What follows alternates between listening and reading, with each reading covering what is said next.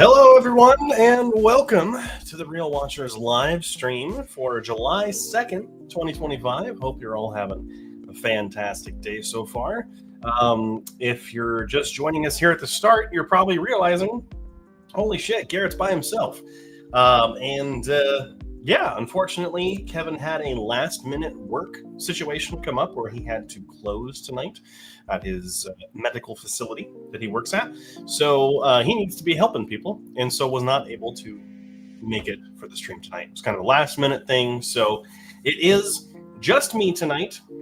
So we'll be going through things a little bit more quickly because there's only one of us talking. And hopefully this will also make it easier to kind of get to some kind of comments in between thoughts and things. So we'll do our best to do that today. Hope you're all having a fantastic week so far. I'm doing pretty well. Second summer class, starts today, actually. So I'll be doing some homework probably after this. That's about it. So let's see here. Fox Pixar, July 2nd is the 45th anniversary of Airplane. I did not know that. Well, that just made my day. One of my favorite comedy movies ever. Alrighty. Let's go ahead and jump into some of the news going on today. And up first is that Taika Waititi's Akira remake has been canceled. The director was planning on doing a remake of the original Japanese anime film for some time, but it looks like it has been officially canceled. It is no longer moving forward, which is really sad because I feel like if anyone could have really nailed the visual look of Akira, I think it would have been Taika Waititi.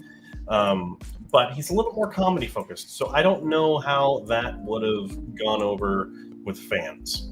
But we'll never get to see it, so we don't even got to worry about it. Up next, M3GAN 2.0 is officially a flop.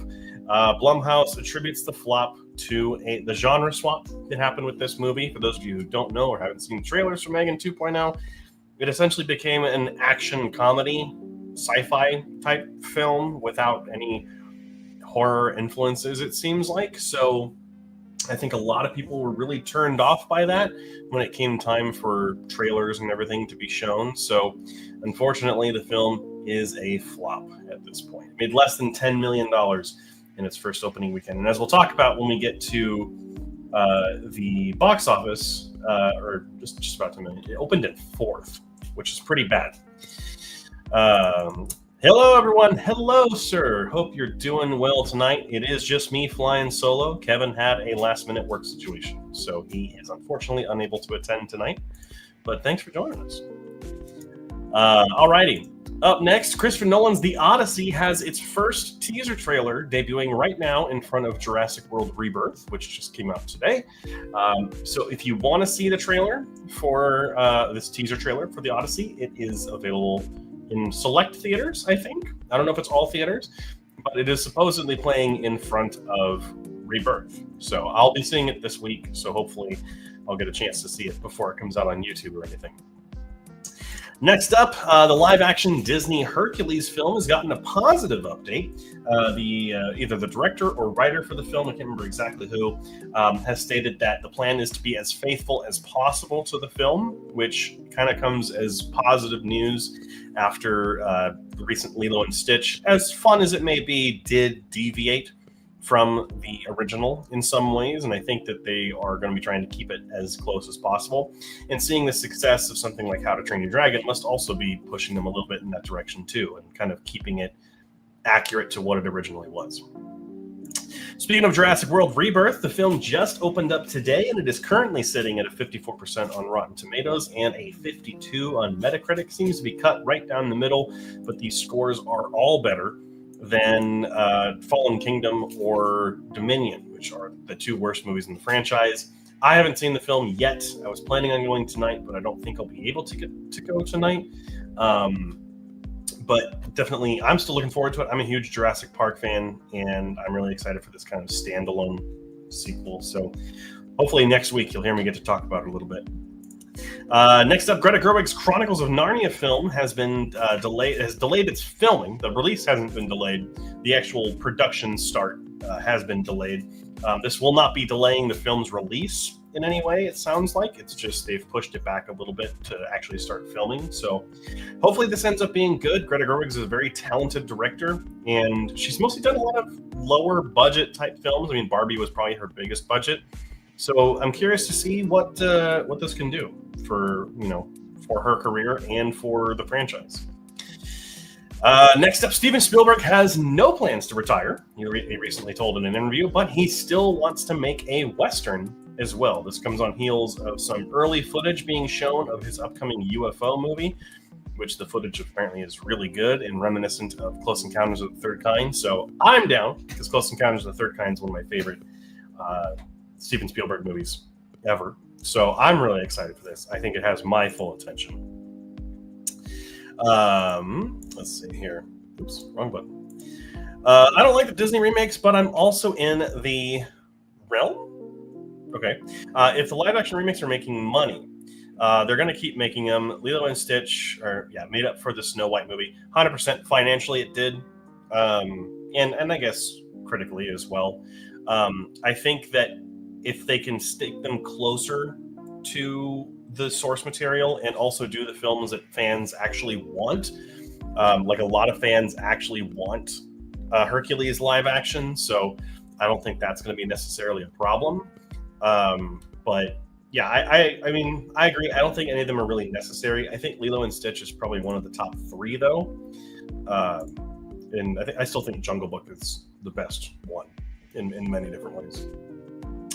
Next up, the Batman Part 2 script is officially finished. Matt Reeves posted that it is done, and they can actually begin pre-production soon, which is good because we're all waiting for this movie. And we're very curious to see what happens. A lot of rumors flying around that it was retooled to work in Robert Pattinson as the DCU Batman, but no idea yet. That's probably just a rumor or some speculation, but have yet to see. And then we got some unfortunate news this week. Some really bad news for us film fans. Michael Bay is returning to Transformers, which is real bad. I mean, I already thought that like a lot of the movie industry and conversation around it was getting bad, and now we're getting to a point where he's going to bring us back down to where we were in the 2000s. I mean, it sounds like it's just in a concept stage right now, tossing around some ideas. I know that the G.I. Joe Transformers crossover film is still in the works, and he wanted nothing to do with that, so that will not be his film. Thank whatever you call holy. But I think this is bad news. I think the man just needs to retire. He's got enough money. Just go ahead and get out of the game.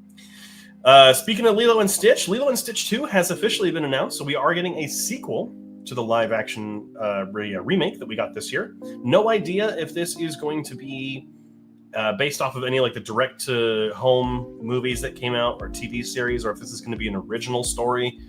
Hopefully it's an original one and we get something completely new. And we see, I hope they don't bring in like the female Stitch or like the whole like other experiments or anything.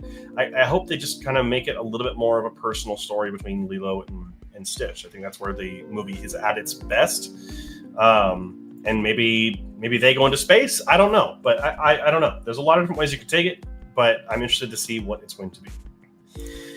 F1 is Apple's most successful film to date. Obviously, they've had a slew of releases that have not gone their way. Things like Argyle were huge flops. But this is their most successful film financially in terms of the box office so far, which we'll actually talk a little bit about this when we get to Kevin's movies. But good for them. I mean, Apple, I can hate on Apple all day long. I hate their devices. I hate their phones. I hate their computers. But they do have a good team in charge of making content and licensing content for Apple TV Plus and things like that. So, hey, all power to them. And lastly, I guess another piece of bad news. We'll see how this goes. Lucasfilm is potentially looking at rebooting Indiana Jones, and I don't want this. I think they should just leave the films as they are, try and make something new. Try and make new characters. Maybe, I don't know, you could put if new characters in that world, but don't recast Indiana Jones. Don't retell his stories. And I think games like The Great Circle are the way to go because they're even better than some of the movies are. So I think that's a path forward instead, because Machine Games knocked it out of the park with that game. But that's it for the news. Got to go ahead and another comment here. I know it's not a popular opinion. I would kind of like for him to finish off that storyline from the 5th Transformers movie. Yeah, it's an unpopular opinion, but I understand. If you were at least somewhat interested or engaged in the whole Knight storyline and everything, even though there were a lot of plot holes, maybe I could see some interest in it. I don't know what that film would end up looking like, where they would even go with it, because they've kind of retconned a lot of stuff too. So who knows? But I understand where you're coming from, 100%.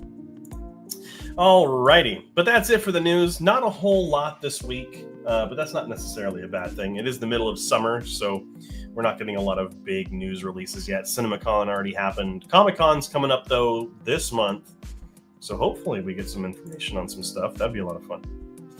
But let's go ahead and dive into the trailers that came out this week. Up first, there's a lot of stuff that came out, and I think there's a lot of big ones to talk about here.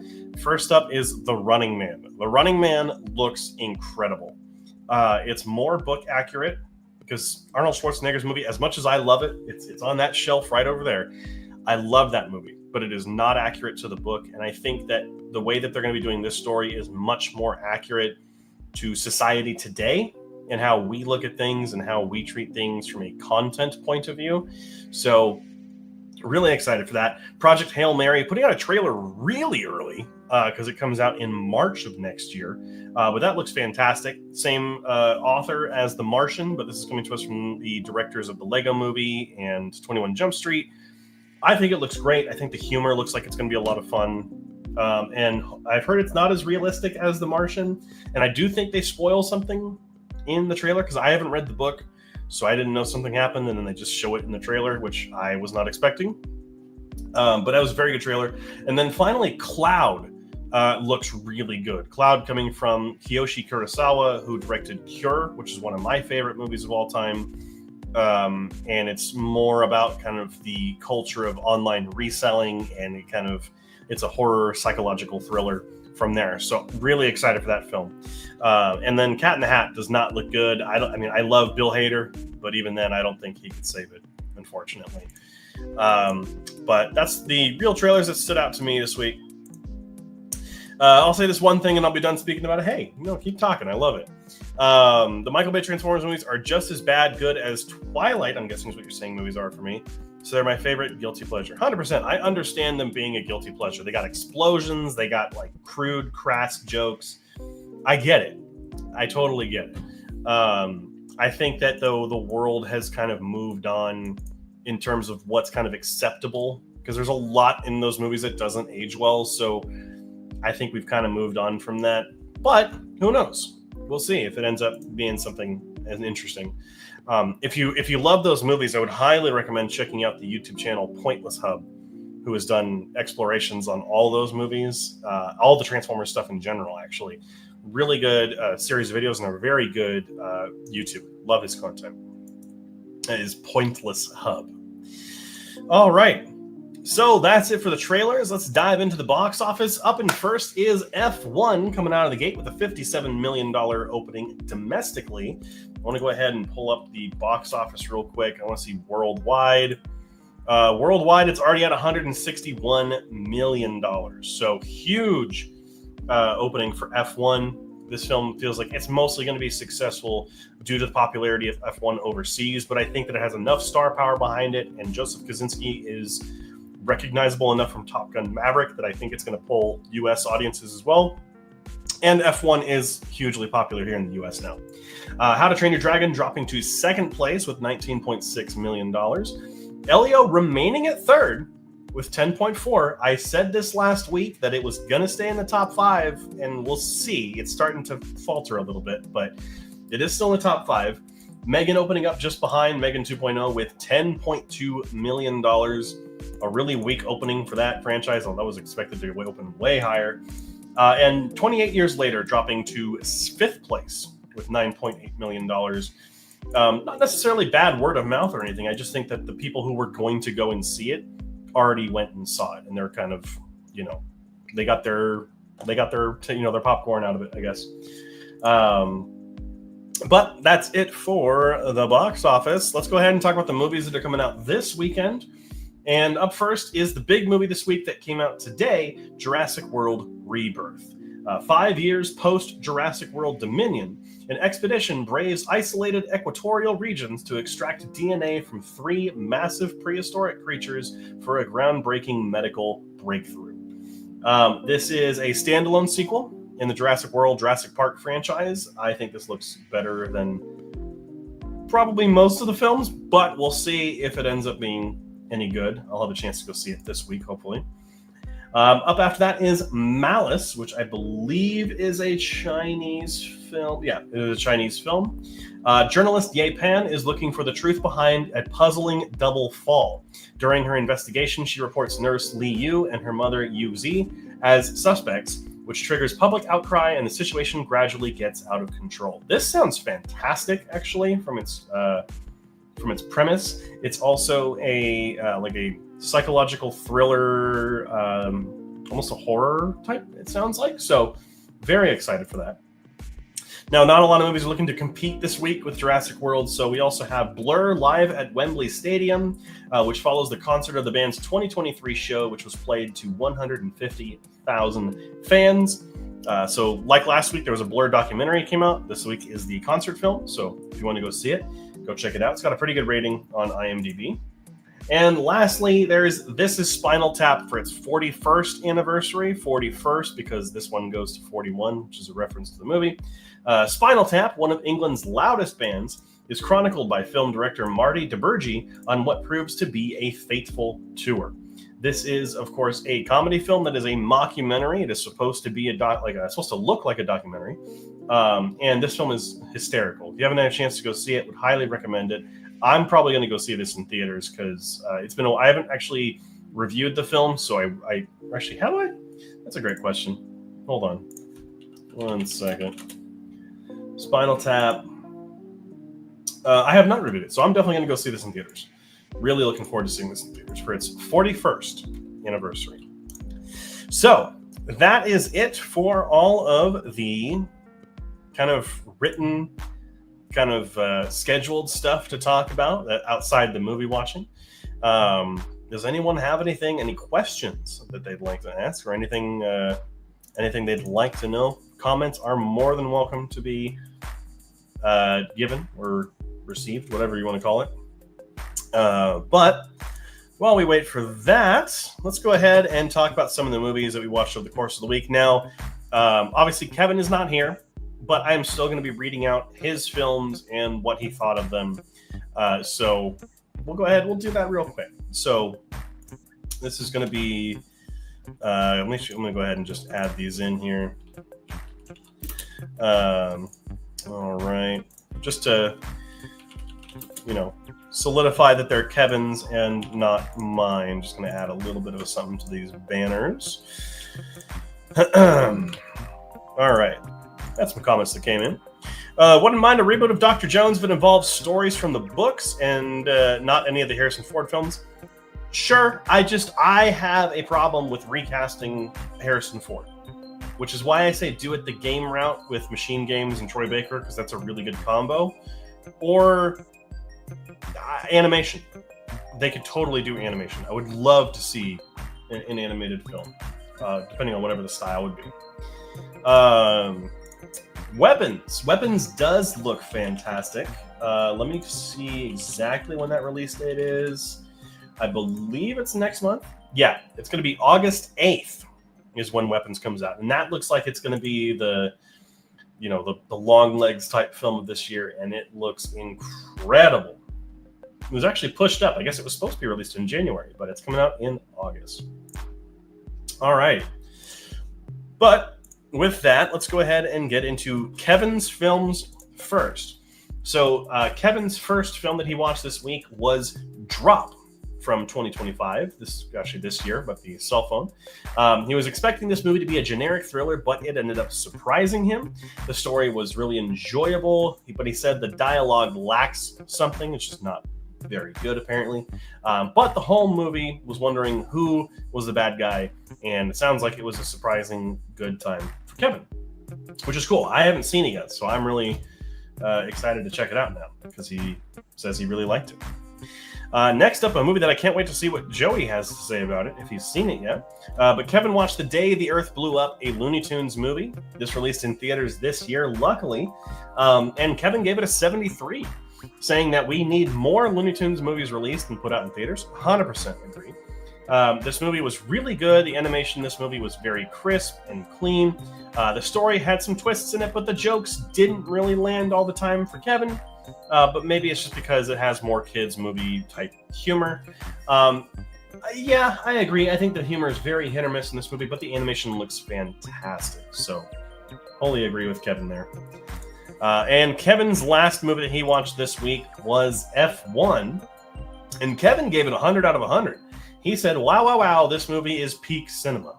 I don't know about that, but I'd love to talk about him and see why he says that. He said, I watched this in Screen X, which is the Regal version with the extra screens on the side. He said, damn, it was a great experience. If you like racing movies, this movie is amazing. If you like what happens in the background at F1, you will fully enjoy it. But the cinematography is what's perfect here. And the shots that they accomplish in this movie are amazing. So, interesting. Yeah, I was planning on seeing this sometime this week, so hopefully I actually will be able to get some time to go and see it. But all right, so that's Kevin's movies that he watched this week. Now, let's go ahead and get into the movies I watched. And I'm going to kind of keep them short as well. You know, I don't want to be sitting here talking for forever. But so my first movie I watched this week was called World Without End, which is a 1956 sci-fi B movie. It's some, it's sci-fi slop, and I love it. As much as I think that it's a bad movie, it's just another B movie about, test pilots and astronauts crash landing on a planet, and it ends up being Earth in the future. And humanity is like, there's mutants and normal people, and the normal people are like all scientific. They don't fight anymore. But of course, the guys that land there are macho 50s burly men. It's got all the tropes. It's very cheesy. The effects and monsters look terrible. But I have a soft spot for movies like this, probably because of shows like Mystery Science Theater. But I also just love sci-fi, so I'm always down for that. Up after that, I watched The Seahawk from 1940, which is, I really enjoyed this movie because it's a pirate adventure movie, probably the best pirate adventure movie I've seen outside the Pirates of the Caribbean films. There is some incredible spectacle. There is a ship-to-ship battle in the beginning of this movie that was really well done, especially for 1940. The cast is great. Errol Flynn is always a fantastic hero. Claude Rains, I am a slut for, so I will take him in any movie I can get. And everyone else does a really good job as well. I think this movie does get bogged down in its second act. Everything having to do with him going to South America just really drags the film to a halt. And they also change the color. They make it brown instead of black and white when they go to South America, which looks really weird. Also, it's really odd to hear England at the end of this movie saying that they're going to fight for equality and that all countries should remain free. And that certainly rubs you the wrong way. But it's not enough to make you dislike the movie at all. It's a super fun time. And it's also one of the best film scores, suites of music that I've ever heard. The opening suite is legitimately incredible. Alrighty, and next up is a movie that I was not expecting to watch, actually, but I ended up caving, and I watched K-Pop Demon Hunters, which was surprisingly good.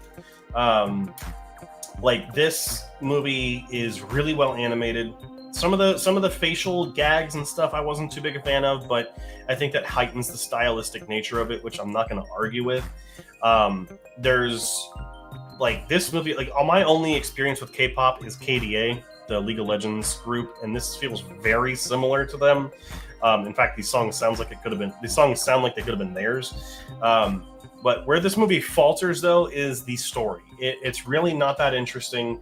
The humor isn't that interesting. It's just not very funny. There are a couple of moments when it makes you laugh, but it's not consistently making you laugh. There's a half-baked romance in this movie that just doesn't go anywhere. And the big bad, nothing feels like a threat in this movie. It's just, I don't know, it's just a fun, carefree kind of movie with no stakes. So, it's fine. But it is visually distinct. It's both inspired by anime and by Spider-Verse, which I really enjoy. And despite my issues regarding the plot, this movie has fantastic music. And I hope that at least one of these songs will get some sort of nomination at the Academy Awards. It's totally possible because we haven't had any movies with good songs in them this year yet. But yeah, I'm excited to see what a second one could end up being, because this is one of Netflix's most successful animated films. So, and also it's Sony Animation, which is kind of nuts. But from a surprisingly good animated movie is one that was unsurprisingly awful. Despicable Me 4, which I ended up giving an 8 out of 100. I'm not a fan of these movies, except for the first one. I think the first one is good. None of these movies have made me laugh. None of them have been interesting for a long time. And this movie was insultingly bad. And I think that the reasoning for this is that it's full of half-baked story ideas that go nowhere. It's got more annoying characters than ever, and it feels made for the generation that's going to kill film. Because this movie doesn't keep a story beat going for more than 10 minutes. So it's for the people who can't focus. If you sit there on TikTok and just scroll on your phone all day, you might enjoy this movie because it'll keep your attention, because your attention span's awful. But there are way too many story elements. The villain is terrible. The performances are tired and laughable. Like, no one in this movie is good. Like, even Steve Carell, who's clearly there just to get a paycheck. There's no moral lesson here. Like, the first one was good because it had a lesson. Yeah, he's a bad guy, but then he takes in the kids and becomes a dad and becomes a good person. Great morals. This movie has none of that because it doesn't go anywhere. There's no plot. And for anyone who's going to get mad at me and say that this is just a kids movie, there are so many better kids movies out there. Even ones that came out last year. Movies like Flow or Inside Out 2 or The Wild Robot were far better than this. And this movie was more successful than most of them. Inside Out 2 is still the most highest earning movie of the year. But I hated this movie. Originally, I had a lower score, but I think I was just so offended by how bad it was that I gave it a much lower score. All right, next up is North by Northwest, which I had never actually reviewed, but I have seen before. And this is a really fun movie that's nowhere near Hitchcock's best, but it is still a really good time. The performances here are great. Cary Grant, James Mason, Eva Marie Saint, everyone's great here. They really do a good job of bringing these characters to life. Grant has this knack for being a business type, and it really comes off well here. He really feels like similar to other characters, and it makes him distinct in Hitchcock's kind of canon. The romance, though, is a little forced in this movie. Don't really enjoy it. And the ending is really something. It ends out of nowhere. And if you've ever been to Mount Rushmore, you know that that's not what it looks like. But there is a middle finger to the Hays Code at the end of this movie, which I find absolutely hysterical. But the film is really wonderfully paced. It's really well written. It's a Hitchcock mystery. It's not so much a thriller. It's more of a mystery with some comedic elements, I would say. So it stands out. And if you ever, it's not there anymore, but I had a chance to see the original painted backdrop of the Mount Rushmore kind of big statue, or whatever you want to call it, at the Academy Museum in Los Angeles, and it was still in such good condition. Lastly, was The Jazz Singer from 1927. This is one of the most historical and most famous films of all time because it was the first one to have dialogue really spoken in the movie. If you've ever seen the old-timey footage of the guy saying, well, wait, you haven't seen nothing yet, that's this movie. And it is incredible for that moment. In any moment where characters are talking and not just singing or playing music, because it was relatively in a massive theater with a lot of people there, unheard of to have dialogue at the time. The moment when Al Jolson speaks to the crowd, it is electrifying, and I absolutely love it. One of the best moments in any film ever. However, the film is just not that interesting. It's a really bland and formulaic Broadway musical style musical. You know what's going to happen from the first 10 minutes. You know exactly what's going to happen to these characters. And to be honest, you don't really care. And it's just not that great. The performances are not that good throughout the entire movie, but Al Jolson is really good, both as a singer and even in the moments where he's just having dialogue are great. But it is worth it to note that there is blackface in this movie for extended periods of time. Al Jolson sings kind of like the Mammy song in blackface and kind of does some minstrel show type singing performances. And obviously, you know, it's problematic. It was wrong then and it's wrong now, but it is wrong to attribute our modern sensibilities onto a film that's almost 100 years old. Like, we can't affect it. Everyone involved with that film is dead, you know, but it's a historic film. We need to still preserve it and watch it because we don't want to end up in the same place we were. We want to be better. So I think that this movie's worth watching for its historic value. And I will say that the blackface does not factor into the score at all, which it shouldn't. But it's not the best movie out there. But it's got some historical and incredible elements. So with that, I gave it a 40 out of 100. But that's it that I watched this week. So we got some comments here. The Despicable Me movies and the Minion movies are pure brain rot. 100%.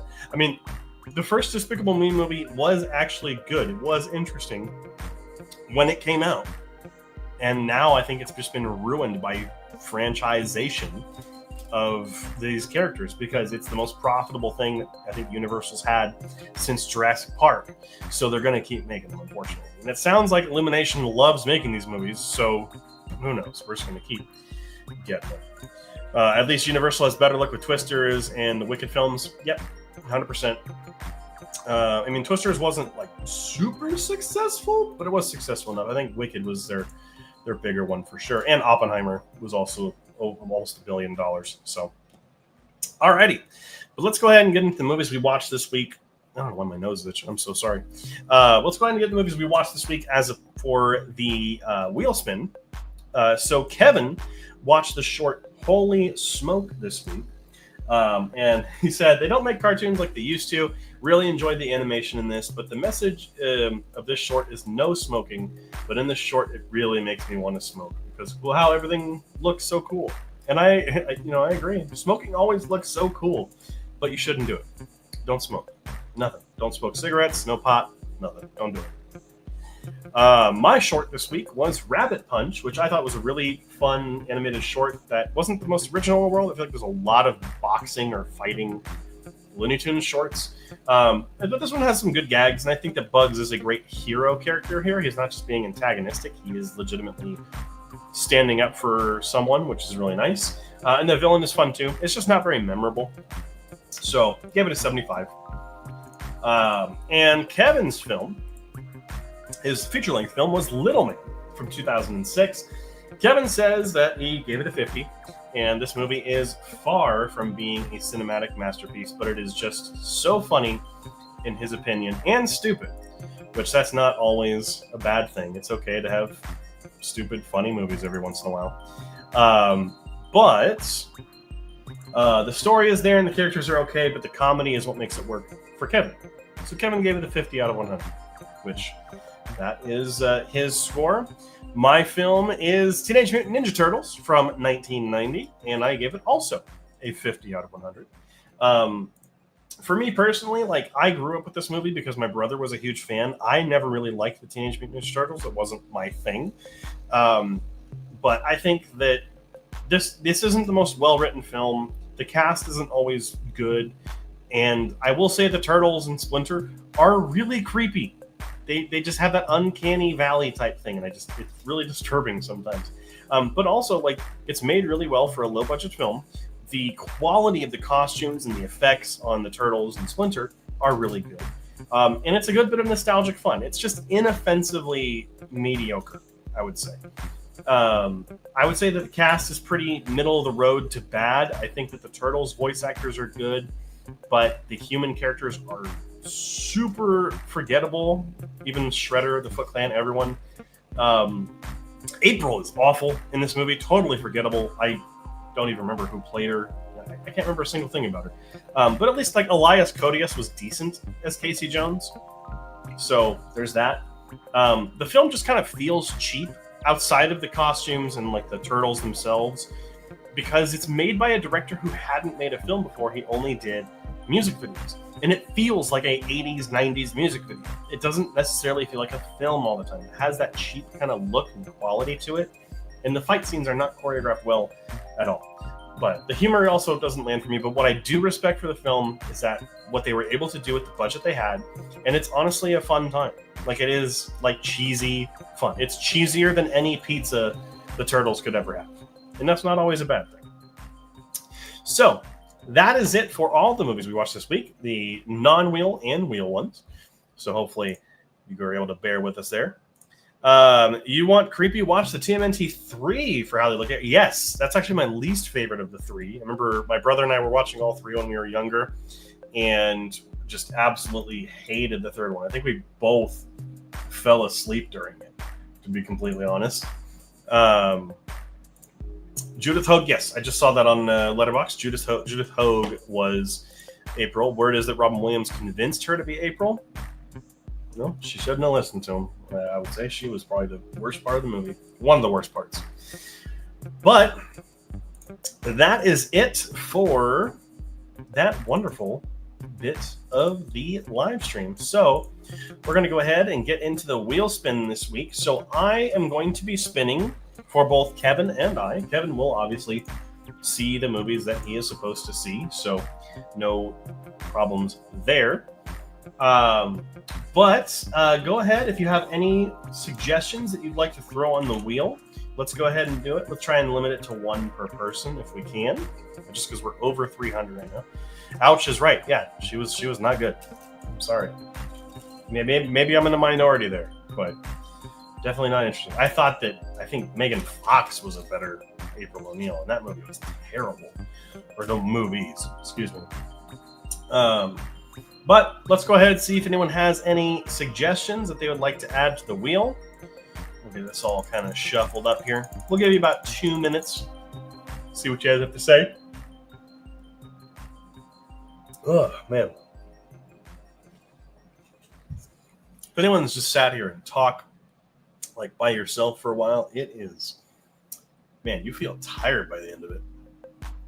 But it's all good, though. Talking for content is always fun. And I love talking with you guys. So, all right. Not seeing any recommendations for the wheel. Will this be just a week where we can get rid of some stuff? Who knows? Give it a couple extra minutes here. Megan Fox, really? Them's fighting words, boy. I'm sorry. Actually, no. I take it back. Judith Hogue was better. That's that. I would say that. I think the animated April O'Neil, the one from the latest Mutant Mayhem, was probably the best one, performance-wise. Brewster's Millions. All right. Let's go ahead and get that added to the list here. I had to really scroll down. Brewster's list. Millions, excuse me. I don't know why I thought list. All right. Coming up on 2 minutes here. Hopefully, if anyone else has any other picks, now is the time to get them in. We'll add them to the wheel and then spin for Kevin and I. Yeah, hopefully it's a 1 week and Kevin will be back next week. As much as I love hosting, I love having Kevin around too. So, alrighty. Couple more seconds here. Any more? Anyone have anything? Going once. Going twice. Sounds like that's a big fat no. Alrighty. I'm actually curious. I'm gonna look and see if F1 is playing tonight. Maybe I'll go and see it. Who knows? Playing at 8:45. All right. Actually, how long is the movie? That's a great question. How long is F1? 2.5 hours. That means I'm getting out of there way late tonight. All right. Let's go ahead and get some wheel spinning. We're going to shuffle this up, and we're going to get Kevin's short first. So, Kevin's short. Let's do it. What's it going to be? What is Kevin going to get? All right. That looks like something for, it's Pink or Porky Pig, one of the two. I think the pink one was closer. Pink Plunk Plink is the name of Kevin's short this week. So go ahead and get that added to Kevin's thing here. shuffle this up, and we'll go ahead and get my short.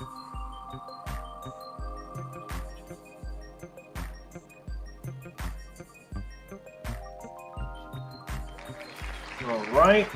I'm trying to find something with the next Rhapsody Rabbit that I've already seen. High something. Let's see here.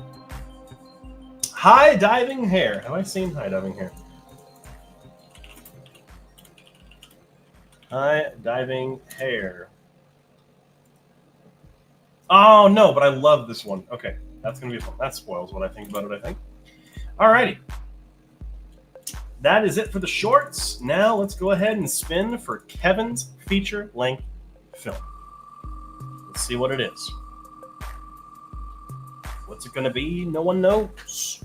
We'll know in just a second. Kevin's film is going to be Slither. Let's go ahead and make sure Kevin has not seen it. All right. Let's see. Sorting it. We got to sort it by the name. Sort it by the name. Got to look through and see if Kevin has watched it, which it looks like Kevin has not watched it. So Kevin will be watching Slither this week. And let's go ahead, remove Slither, and spin it for me.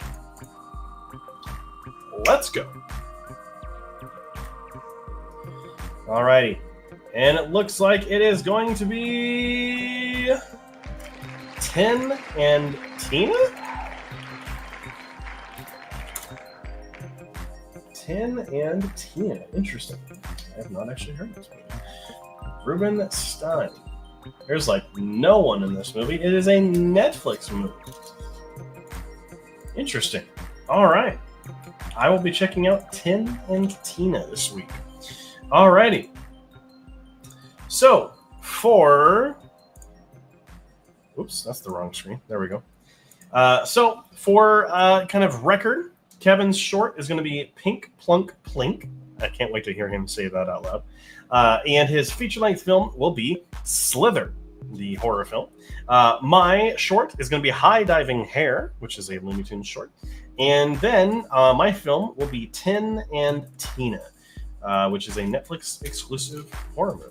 So, 2 horror movies for the films this week. But that is going to be the end of this week's show. I hope you've all had a really fun time. It has been great hanging out with you. But I got to say, been missing Kevin. You got to miss Kevin around. He is one of my best friends, so can't wait to have him back. But of course, we are going to be doing our Movie Club episode this week, which comes out on Friday. So Movie Club, we're going to be watching the film The Help, which we're very excited to talk about. So that's going to be coming out tomorrow, or else we're going to be recording it tomorrow. Comes out on Friday at 4 a.m. Pacific Standard Time. And of course, this live stream goes live every single Wednesday at 7 p.m. Pacific Standard Time. So that's it. But thank you, everyone, for bearing with me, just being me here today. But we'll be back to normal next week. And until next time, make sure to keep those eyes on the screen. Have a great night, everyone. Have a great week. We'll see you next time.